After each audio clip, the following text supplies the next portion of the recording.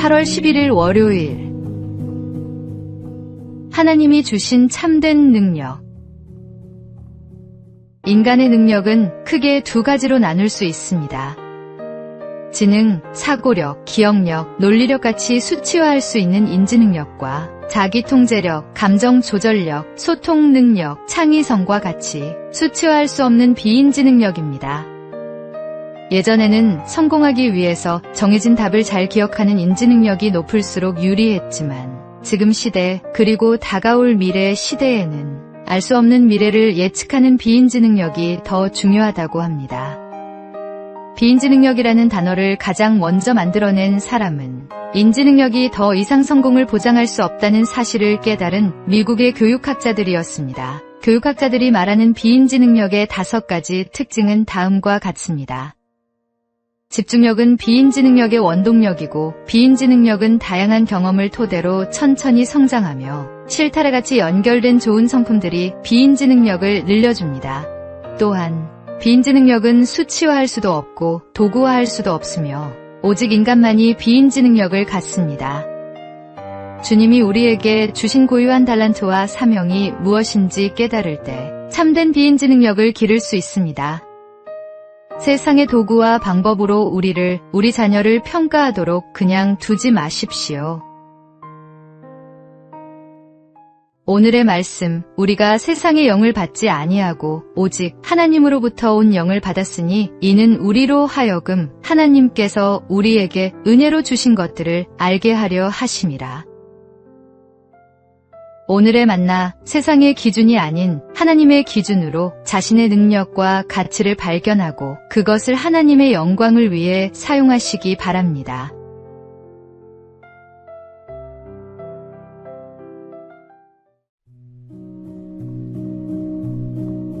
(8월 12일) 화요일. 우리의 언어가 드러내는 것. 미국 캘리포니아 대학의 심리학의학 연구팀이 스트레스에 대한 연구를 진행하고 있었습니다. 연구팀은 대상자들을 상대로 자신이 요즘 얼마나 스트레스를 받고 있는지에 대한 설문조사를 했습니다. 그런데 막상 조사에 따라 연구를 진행하자 큰 문제가 발생했습니다. 질문에 대한 응답과 사람들의 실제 상태가 판이하게 달랐기 때문입니다. 스트레스를 전혀 받고 있지 않다고 응답한 사람도 극심한 스트레스를 받고 있었으며, 반대로 스트레스를 받고 있다고 응답한 사람이 아주 유쾌한 삶을 살고 있는 경우도 있었습니다. 연구팀의 책임자인 교수는 설문조사가 아닌 다른 방식으로 스트레스 지수를 알아낼 방법을 연구했습니다. 그 결과 사람들이 평소에 사용하는 언어를 통해 스트레스 지수를 알 수 있다는 사실을 발견했습니다. 1만 건이 넘는 전화 통화를 분석한 결과 스트레스를 받는 사람들은 무의식적으로 비슷한 패턴의 언어를 사용했습니다. 전반적으로 말수가 눈에 띄게 줄었으며 정말로 엄청나게와 같은 강조의 표현을 더 자주 사용했습니다. 뇌가 스트레스를 받고 있다고 느끼면 대응하기 위해 특정 단어를 많이 사용하도록 유도한다는 것이 연구팀의 결론이었습니다. 주님을 믿고 따른다고 생각하는 우리의 언어는 어떻습니까? 오늘의 말씀, 사람은 입의 열매로 인하여 복록을 누리거니와. 오늘의 만나, 우리의 말이 하나님의 자녀답게 은혜롭고 선한 영향력을 끼치는지 점검해보고 늘 덕을 세우는 말을 사용하시기 바랍니다.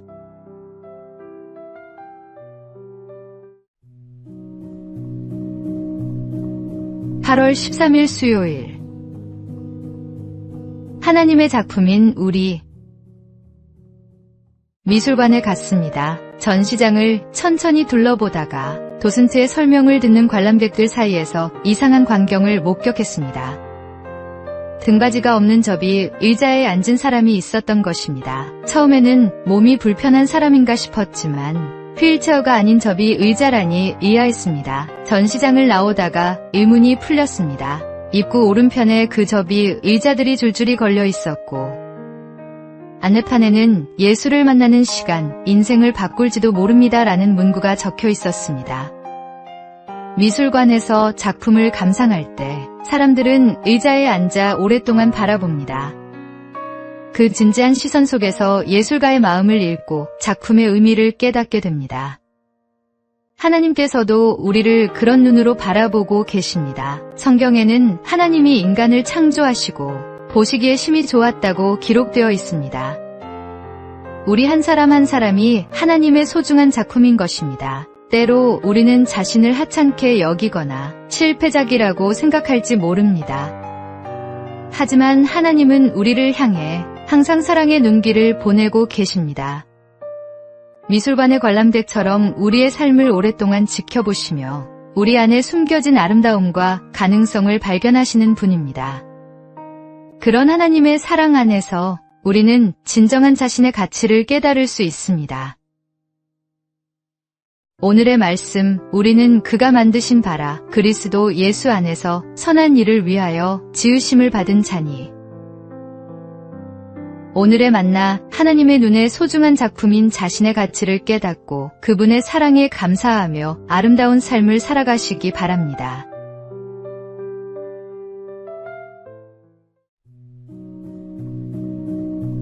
(8월 14일) 목요일. 절망에서 피어난 희망. 보일 듯이 보이지 않는. 동료 속다오기가 46년 만에 우리 곁으로 돌아왔습니다. 1979년 한반도에서 완전히 멸종된 따오기가 경남 창녕에서 자연번식에 성공한 것입니다. 절망적이었던 상황에서도 포기하지 않고 17년간 꾸준히 노력한 결과였습니다. 때로 우리 인생에도 모든 것이 끝난 것 같은 순간들이 있습니다. 꿈이 사라지고 희망이 보이지 않을 때가 있습니다. 하지만 하나님께서는 절망의 땅에서도 새로운 역사를 만들어 가십니다. 따오기의 귀환은 단순한 생태복원이 아니라 포기하지 않는 믿음과 인내가 얼마나 귀한 열매를 맺는지 보여주는 산교훈입니다. 성경은 어두움 후에 빛이 온다고 말씀합니다. 길고 어두운 터널 같은 시간이 지나도 하나님의 때가 되면 반드시 새로운 아침이 밝아옵니다. 따오기가 다시 하늘을 날고 새끼를 기르듯 우리의 잃어버린 꿈도 죽은 것 같던 소망도 하나님의 손길 아래 다시 생명을 얻게 됩니다.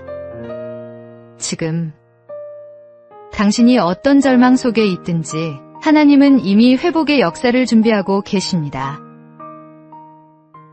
오늘의 말씀, 보라, 내가 새 일을 행하리니 이제 나타낼 것이라. 오늘의 만나, 포기하고 싶은 상황에서도 하나님의 때를 기다리며 새로운 희망을 품고 인내하는 믿음을 가지시기 바랍니다.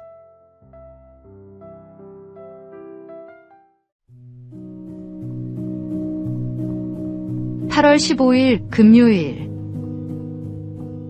복음으로 세운 나라. 1919년 11월 28일 평안남도 도지 사는 한 신학생 대표에게 다음과 같은 편지를 보냈습니다. 월요일에는 우리나라의 교회를 위해 기도해 주십시오. 화요일에는 대한민국 임시정부를 위해 기도해 주십시오. 수요일에는 한국의 부흥이 임하기를 기도해 주십시오. 목요일에는 독립운동으로 고통받는 사람들, 그들의 가족을 위해 기도해 주십시오. 금요일에는 우리의 독립이 조속히 이루어지기를 기도해 주십시오. 토요일에는 국제연맹이 하나님의 뜻을 따라 움직이고 하나님의 영광을 드러내는 기관이 되도록 기도해 주십시오. 안타깝게도 이 편지는 비밀경찰에게 발각되어 전해지지 않았습니다. 그러나 당시 교회가 나라와 민족을 위해 얼마나 애쓰고 있었는지를 엿볼 수 있는 편지였습니다. 당시 기독교 인구는 5%도 되지 않았지만 백범 김구 선생이 경찰서 10개보다 교회 1개가 낫다라고 말할 정도로 정말로 말씀을 따라 세상의 빛과 소금으로 살아가는 성도들이었습니다. 진리의 복음이 전파되는 곳은 어디서나 해방의 역사가 일어납니다.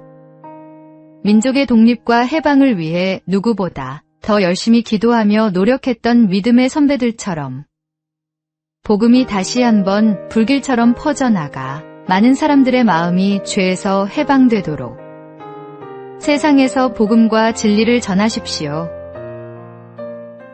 오늘의 말씀. 너희는 택하신 족속이요 왕같은 제사장들이요 거룩한 나라요 그의 소유가 된 백성이니 이는 너희를 어두운 데서 불러내어 그의 기이한 빛에 들어가게 하신 이의 아름다운 덕을 선포하게 하려 하심이라. 오늘의 만나. 나라와 민족을 위해 기도하는 것이 그리스도인의 사명임을 깨닫고 복음으로 이 땅을 변화시키는 일에 동참하시기 바랍니다.